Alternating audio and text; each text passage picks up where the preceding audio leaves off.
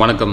ஜோதிடத்தில் இந்த சனி, ராகு, கேது அப்படிங்கிற கிரகங்கள் இந்த 3, 6, 11ஆம் பாவத்தில், அதாவது முதல் தர பாவ கிரகங்கள் சனி, ராகு, கேது, செவ்வாயும் தான். ஆனால் செவ்வாய் இங்கே சேர்க்கல. ஜோதிட நூல்கள் இந்த 3 கிரகங்கள் 3, 6, 11ஆம் பாவத்தில் இருந்தால் நல்லது செய்யும் அப்படின்னு சொல்கிறாங்க. ஆனால் லக்ன ரீதியாக அது மாறுபடும். ஒவ்வொரு லக்னத்துக்கும் அதோடைய நட்பு பகையை பொறுத்து அதோடைய பலன்கள் மாறுபடும். உதாரணமாக மிதுன லக்னத்தில் சனி, ராகு, கேது 3ஆம் பாவம் சூரியன் வீட்டில் இருந்தால் ஒழுங்காக வேலை செய்யாது. அப்போது அங்கே நியூட்ரல் ஆகலை. அதே மாதிரி 11ஆம் பாவத்தில் மிதுன லக்னத்தில் சனி நீச்சம் ஆகிடுவார்.